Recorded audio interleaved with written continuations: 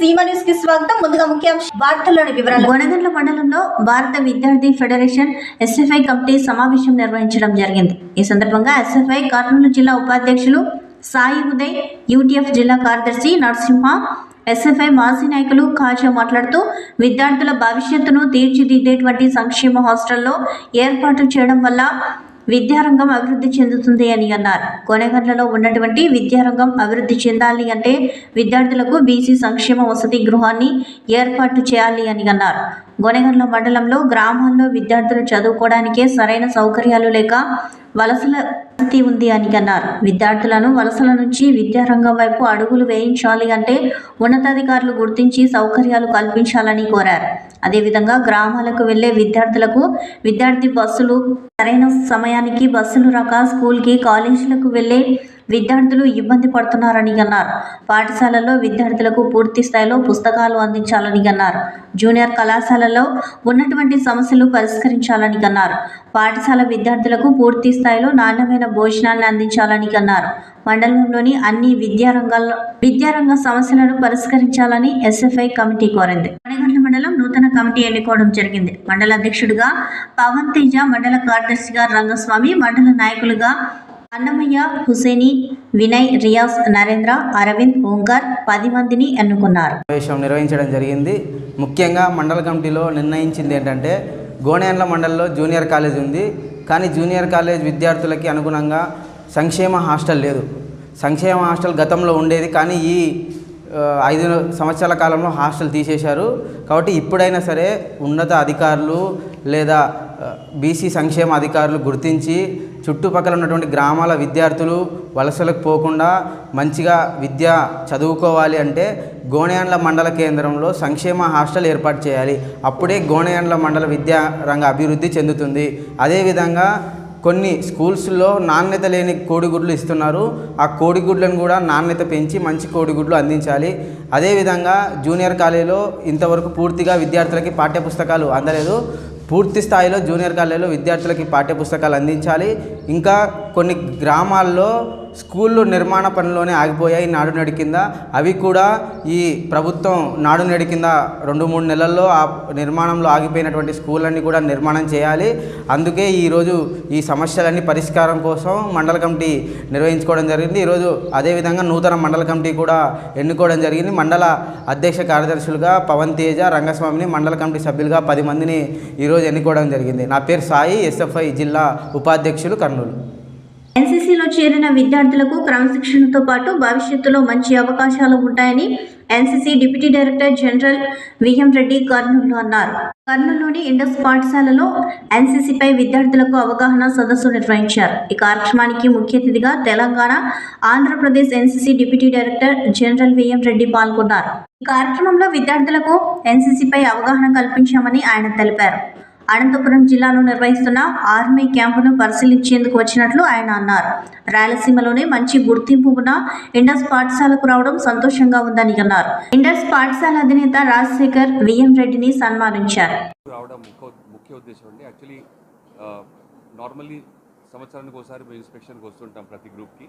అది annual Adam inspection అంటారు. ఆ ఇన్స్పెక్షన్ కోసం అదో కారణం కాకుండా ఇంకోటి మనం ఆల్ ఇండియా థల్ సైనిక్ క్యాంప్ అనేది ఆర్మీ క్యాంప్ అనేది అనంతపూర్లో నడుస్తుంది. ఆ క్యాంప్కి సెలెక్షన్ అయిపోయింది cadets. దాని ట్రైనింగ్ క్యాంప్ నడుస్తుంది ఇక్కడ అనంతపూర్లో. అది కూడా రివ్యూ చేయడానికి ఎలా నడుస్తుంది, ఎలా ఉంది, ఏమేమి రిక్వైర్మెంట్స్ ఉన్నాయి అక్కడ, ఆ సెలెక్షన్ ప్రాసెస్ ఎలా చేయాలి, కరెక్ట్గా నడుస్తుందా లేదా కూడా చూద్దామని వచ్చాను.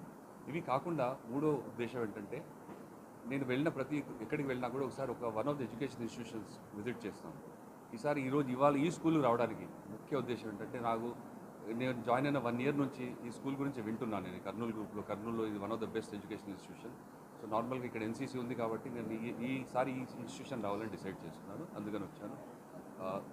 వచ్చి ఊరికే స్కూల్ వచ్చి చూడడం కాకుండా cadets ఇంటరాక్ట్ అవ్వడం, బేసికలీ వాళ్ళతో ముఖాముఖి నడిపించడం, వాళ్ళ ఉద్దేశం ఏంటి, ఎన్సీసీ గురించి తెలుసుకోవాలనుకునే విషయాలు వాళ్ళకి చెప్పడము, సర్వీసెస్ గురించి చెప్పడము, ఎన్సీసీలో ఉన్న బెనిఫిట్స్ వాళ్ళకి చెప్పడము, ఇవన్నీ ముఖ్య ఉద్దేశం స్కూల్. Thank you. కర్నూలు జిల్లా ఆలూరు మండలం అరికేర గ్రామం గురుకుల పాఠశాలలో పెండింగ్ బకాయిలు చెల్లించాలి అంటూ ఇన్ఛార్జి ప్రిన్సిపల్ అధికారులకు మొరపెట్టుకున్నారు. ఈ గురుకుల పాఠశాలలో ఉత్తీర్ణత శాతం చాలా బాగా ఉందని, గత 2 సంవత్సరాలుగా వర్షపాతం తక్కువగా ఉంది కాబట్టి నీటి సమస్య రాకుండా చూడాలని అధికారులను కోరారు. గత 15 నెలలుగా గత ప్రభుత్వంలో మెయింటెనెన్స్ బిల్లులు రాలేదు. అయినా కూడా ప్రిన్సిపలే నెలకు 10,000 రూపాయలు తన సొంత డబ్బులతో పిల్లలకు ఎటువంటి ఇబ్బందులు కలగకుండా చూసుకుంటున్నారు. గ్యాస్ బిల్లులు బకాయిల త్వరగా చెల్లించాలని కాంట్రాక్టర్లు కూడా బిల్లులు సకాలంలో అందక ఇబ్బందులు ఎదుర్కొంటున్నారు. బిల్లులు త్వరగా చెల్లిస్తే గ్యాస్ నిరంతరాయంగా సరఫరా చేయడానికి వీలవుతుందని అన్నారు. కరెంట్, మెస్ బిల్లును త్వరగా చెల్లిస్తే ప్రిన్సిపల్కు, విద్యార్థులకు ఎటువంటి ఇబ్బందులు ఉండవని అన్నారు. వంట చేసే ఆయాలకు కూడా గత కొన్ని నెలలుగా జీతాలు అందలేదని అన్నారు. తక్షణమే పెండింగ్లో ఉన్న బిల్లులను చెల్లించాలని అధికారులను కోరారు. ఓసీ 1 ప్రకారం ఫిలప్ చేశాము. అలాగే 6వ తరగతి కూడా ఎంట్రన్స్ కండక్ట్ చేసి అన్ని సీట్లు మెరిట్ బేసిస్ ప్రకారం కండక్ట్ చేశాము. 8, 7, 8కి సీట్లు ఖాళీ లేనందున ఎంట్రన్స్ టెస్ట్ కండక్ట్ చేయలేదు. 9కి 5 సీట్లకు గాను పరీక్ష కండక్ట్ చేశాము. 9ని యాజ్ పర్ మెరిట్ బేసిస్ ప్రకారం ఫిలప్ చేశాము. ఇప్పుడు ప్రస్తుతం 10th క్లాస్లో 76 మంది విద్యార్థులు ఉన్నారు. స్టాఫ్ ఫుల్ ఫ్లెడ్జ్డ్గా ఉన్నారు. క్లాసెస్ సీరియస్గా బాగా చెప్తున్నారు. CBSE norms. విద్యార్థులందరూ బాగా చదువుకుంటున్నారు. మంచి క్రమశిక్షణతో చదువుకుంటున్నారు. ప్రత్యేకంగా ఇక్కడ గురుకుల పాఠశాలలో సమస్యలు లేనప్పటికీ కూడా కొంచెం ముందు కింద సంవత్సరం వర్షాలు లేవు. ఈ సంవత్సరం కూడా వర్షాలు లేవు. వాటర్ స్కేర్సిటీ తలెత్తేందుకు అవకాశాలు ఉన్నాయి. అయినప్పటికీ కూడా అన్ని రకాల చర్యలు తీసుకుంటున్నాం, ఎలాంటి ఇబ్బందులు కలగకుండా పిల్లలకు. గత దాదాపు 15 నెలలుగా మెయింటెనెన్స్ బిల్లులు గత ప్రభుత్వంలో కావచ్చు శాంక్షన్ కానప్పటికీ కూడా ప్రిన్సిపలే సొంతంగా బేర్ చేసి ప్రతి నెల 10,000 వంతున పిల్లలకు ఎలాంటి కష్టం రాకుండా చూసుకుంటూ ఉన్నాడు. తర్వాత అట్ ప్రజెంట్ గ్యాస్ బిల్లులు బకాయిలు ఇంకొక 3 నెలల బకాయిలు ఉన్నాయి. అవి కూడా తొందరగా. శ్రీశైలం ప్రాజెక్టు దిగువ భాగాన ఉన్న లింగాలగట్టు పెద్ద బ్రిడ్జ్ కింద ఓ యాత్రికుడు అందరూ చూస్తుండగానే వరద నీటిలో కొట్టుకొని పోయాడు. శ్రీశైలం డ్యాంకు వరద ఉధృత పెరిగింది.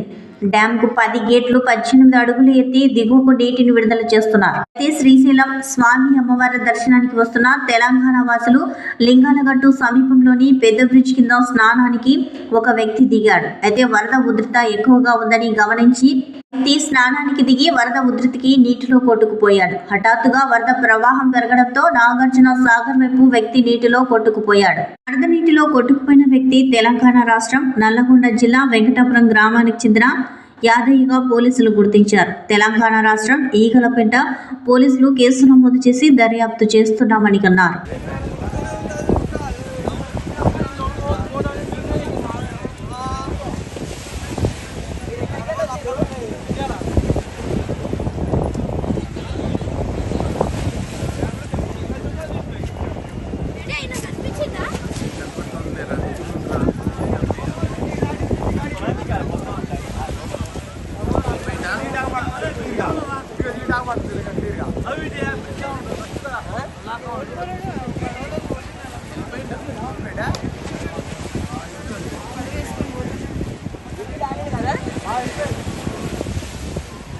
ముఖ్యమంత్రి నారా చంద్రబాబు నాయుడు చొరవ వల్లే ఎస్సీ వర్గీకరణ సాధ్యమైందని సర్పంచ్ల ఫోరం కోడుమూరు నియోజకవర్గ అధ్యక్షుడు జయన్న తెలిపారు. లక్ష్మణ కార్యాలయంలో ఆయన మీడియా సమావేశంలో మాట్లాడుతూ మాదిగల చిరకాల కోరిక అయిన ఎస్సీ వర్గీకరణకు సుప్రీంకోర్టు సానుకూలంగా తీర్పు రావడం హర్షించదగ్గ విషయమని అన్నారు. వర్గీకరణకు అమలు అయితే మాదిగలకు అన్ని విధాల న్యాయం జరుగుతుందని తెలిపారు. వర్గీకరణ ముఖ్యమంత్రి చంద్రబాబు నాయుడు అన్ని విధాలా సహకరించినందుకు చంద్రబాబు నాయుడుకు జయన్న ధన్యవాదాలు తెలిపారు. కోర్టు నిన్నటి రోజున ఇచ్చినట్టు తీర్పుని బట్టి మా ఎస్సీకి చెందినటి కులాలకు మరి అన్ని మా యొక్క ఎస్సీకి సంబంధించినటి ఎస్సీలు ఎస్టీలకు కానీ మరి ఎంతో ఆశ్చర్యమైన ఈ వార్త మేమెంతో ఇది పండగ మాదిరిగా దీన్ని సంతోషిస్తున్నాము. నారా చంద్రబాబు నాయుడు గారు ఆ రోజు ప్రవేశపెట్టినట్టు ఈ ఎస్సీ వర్గీకరణ సుప్రీంకోర్టు ఇచ్చినట్టు తీర్మానాన్ని ఈరోజు నిన్న ఢిల్లీలో ఇచ్చినట్టు మరి ఎస్సీ వర్గీకరణ పెద్దలు మోడీ గారికి మరి నారా చంద్రబాబు నాయుడు గారికి కూడా మా యొక్క ధన్యవాదాలు తెలియజేస్తున్నాం. అదేవిధంగాను ఈ ఎస్సీ వర్గీకరణ ద్వారా మా ఎస్సీలు పేద ప్రజలు మరి ఎంతో మా పిల్లల భవిష్యత్తుకి కూడా మరి ఎంతో అవకాశంగా ఇది భావించవచ్చు. ఎందుకంటే మా వెనకబడినటి కులాలకు ఈరోజు ఎంతో మరి చదువు రంగాలలో కావచ్చు, మరి ఉద్యోగ రంగాలలో కావచ్చు, అన్ని విధాలుగా స్థిరపడాలనే ఒక ఆలోచనతో మా పెద్దలు ఆ రోజు ప్రవేశపెట్టినట్టు ద్వారా ఈరోజు మా యొక్క ఎస్సీలకు ఎంతో మరి ఉత్సాహమైనటువంటి పండగ అని కూడా నేను తెలియజేస్తున్నాను. మా వాళ్ళు ఈరోజు దీన్ని పండగ మాదిరి జరుపుకోవడం కూడా జరిగింది. ఎందుకంటే మా బడుగు బలహీన వర్గాల కోసం ఆ రోజు అంబేద్కర్ పోరాడిన పోరాటాన్ని నా ప్రజలు ఎక్కడ ఏమైపోతారో అనే ఆలోచనతో ఆయన మరి దీన్ని ప్రవేశపెట్టినప్పుడు దాన్ని మా పూర్వీకులని ద్వారా పట్టుకొని మా పెద్దలు కూడా మరి ఈరోజు మరి దీన్ని ఎంతో మరి కోర్టుకు తీసుకెళ్ళి మరి ఈరోజు కోర్టులో ప్రవేశపెట్టినట్టు తీర్పు కూడా మాకు అనుకూలంగా వచ్చిన దాన్ని బట్టి కూడా సంతోషిస్తున్నాం. ఎందుకంటే దీన్ని మేము ముందుకు తీసుకెళ్ళి మా పిల్లల భవిష్యత్తు బాగుండాలన్న ఆలోచనతో కూడా మరి చేసి దీన్ని స్థిరంగా చేసుకోవడం కూడా జరిగింది. అదేవిధంగాను మా వెనకబడిన వర్గాలకు అందరికీ మేము దీన్ని మర్చిపోలేనటి సంఘటన అని కూడా నేను తెలియజేస్తున్నాను. మన నారా చంద్రబాబు నాయుడు గారికి, ఢిల్లీలో ఉన్నట్టు మోడీ గారికి, పెద్దలకు అందరికీ నా నమస్కారాలు తెలియజేస్తున్నాం. ఈరోజు ఎస్సీ వర్గీకరణకు అనుకూలంగా సుప్రీంకోర్టు తీర్పు రావడంతో కర్నూలులో ఎంఆర్పీఎస్ నాయకులు సంబరాలు చేసుకున్నారు. నగరంలోని బుధవారపేటలో బాణసంచి కాల్చి ఎంఆర్పీఎస్ జెండా ఎగురవేసి సంబరాలు చేసుకున్నారు. 30 సంవత్సరాల పోరాటం వల్ల ఎస్సీ వర్గీకరణ సాధించామని వారు తెలిపారు. ముఖ్యమంత్రి నారా చంద్రబాబు నాయుడు ఎస్సీ వర్గీకరణకు సానుకూలంగా ఉన్నందుకే వర్గీకరణ సాధ్యమైందని అన్నారు.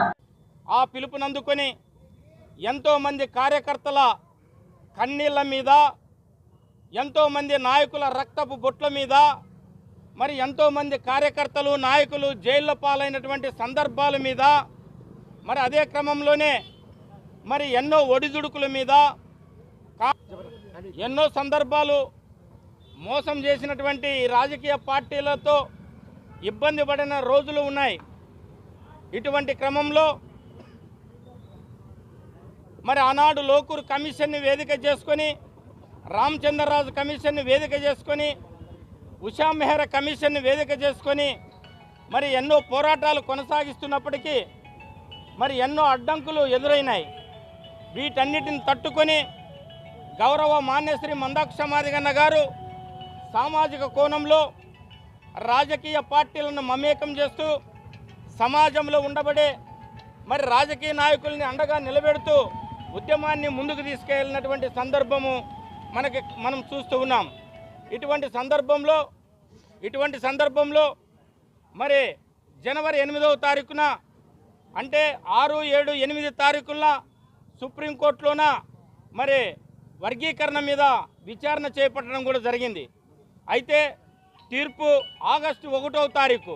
ఈ ఆగస్టు 1వ తారీఖు అంటే ఈ భారతదేశానికి మరి బ్రిటిష్ పాలకుల చేతుల్లో నుండి స్వాతంత్రం వచ్చినటువంటి మరి 14 రోజుల ముందుగా మరి ఈరోజు ఇదే సుప్రీంకోర్టు భారతదేశంలో అత్యున్నత స్థానంలో ఉన్నటువంటి సుప్రీంకోర్టు వర్గీకరణ మరి చెల్లుబాటు, వర్గీకరణ అమలు చేయవచ్చు అని రాష్ట్రాలకు బాధ్యతలు మరి అప్పచెప్పడము ఎంతో గర్వంగా ఉందని చెప్పి ఈ సందర్భంగా గుర్తు చేస్తున్నాం. ఆ కోణంలోనే ఒకప్పుడు తెలుగుదేశం పార్టీలో వర్గీకరణ జరిగింది. తెలుగుదేశం పార్టీ చంద్రబాబు గారు సీఎంగా ఉన్నప్పుడు చంద్రబాబు నాయుడు గారి పీరియడ్లోనే వర్గీకరణ జరిగింది. ఆ కోణంలోనే ఇప్పుడు వర్గీకరణ ఇచ్చే స్థాయికి ఇచ్చే దిశగా ఉన్నప్పుడు, ఎస్సీ వర్గీకరణ చేరుకునే దిశగా ఉన్నప్పుడు కూడా సీఎం చంద్రబాబు నాయుడు గారు ఉండడము మాదిలు గర్వించదగినటువంటి విషయం. అందుకు చంద్రబాబు నాయుడు గారు కూడా కృతజ్ఞతలు తెలియజేస్తున్నాం. ఎందుకంటే ఎస్సీ వర్గీకరణకు అనుకూలంగా సుప్రీంకోర్టులో తీర్పు రావడంతో కర్నూలులో ఎంఆర్పీఎస్ నాయకులు సంబరాలు చేసుకున్నారు. కర్నూలు కలెక్టర్ కార్యాలయం ముందు ఏపీ ఎంఆర్పీఎస్ కర్నూలు జిల్లా కన్వీనర్ రెడ్డిపోగు విజయ ఆధ్వర్యంలో ఎస్సీ వర్గీకరణకు అనుకూలంగా తీర్పు వచ్చినందుకు సంబరాలు చేసుకున్నారు. వర్గీకరణకు అనుకూలంగా వ్యవహరించిన ముఖ్యమంత్రి నారా చంద్రబాబు నాయుడుకు విజయ్ ధన్యవాదాలు తెలిపారు.